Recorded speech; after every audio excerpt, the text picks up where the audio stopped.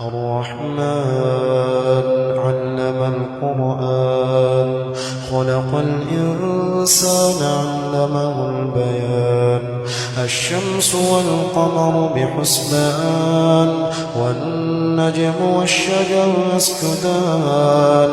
والسماء رفعها ووضع الميزان ألا تطغوا في الميزان وأقيموا الوزن بالقسط ولا تخسروا الميزان والأرض وضعها للأنام فيها فاكهة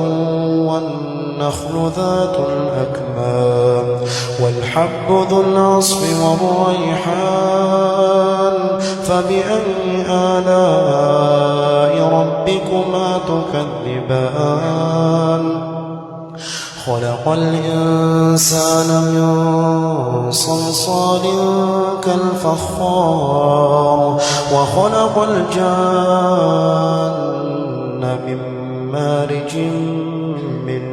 نار فبأي آلاء ربكما تكذبان رب المشرقين ورب المغربين فبأي آلاء ربكما تكذبان مرج البحرين يلتقيان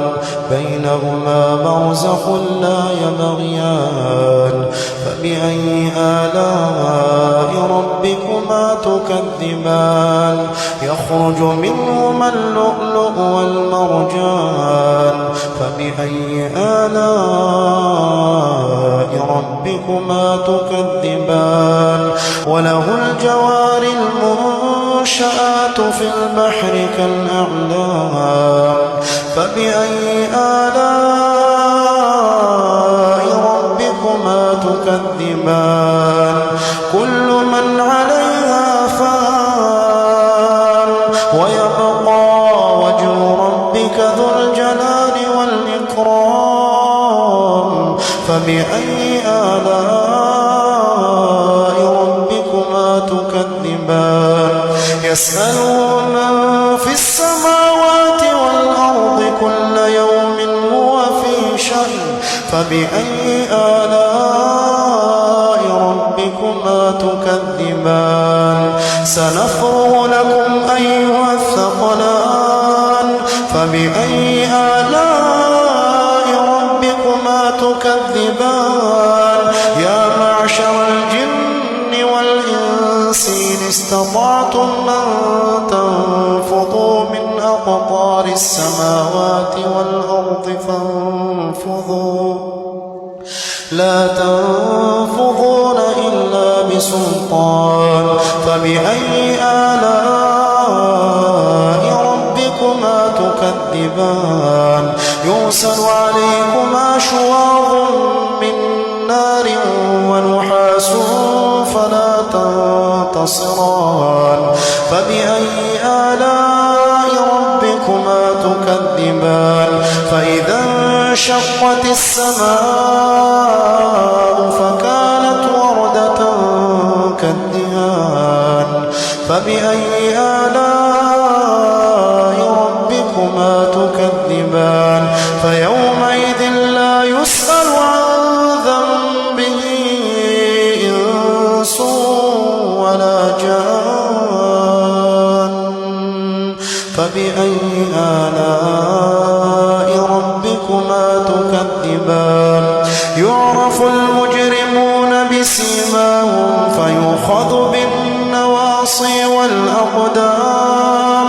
فبأي آلاء ربكما تكذبان هذه جهنم التي يكذب بها المجرمون يطوفون بينها وبين حميم آن فبأي آلاء ربكما تكذبان ولمن خاف مقام ربه جنتان فبأي آلاء ربكما تكذبان ذواتا أفنان فبأي آلاء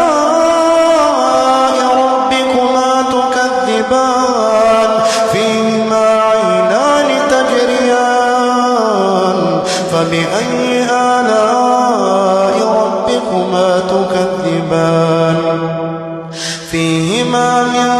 كل فاكهة زوجان فبأي آلاء ربكما تكذبان متكئين على فرش بطائنها من استبرق وجنى الجنتين دان فبأي آلاء ربكما تكذبان فيهن قاصرات الطرف لم يطمثهن إنس قبلهم ولا جان فبأي آلاء ربكما تكذبان كأنهن الياقوت والمرجان فبأي آلاء ربكما تكذبان هل جزاء الإحسان إلا الإحسان فبأي آلاء ربكما تكذبان ومن دونهما جنتان فبأي آلاء ربكما تكذبان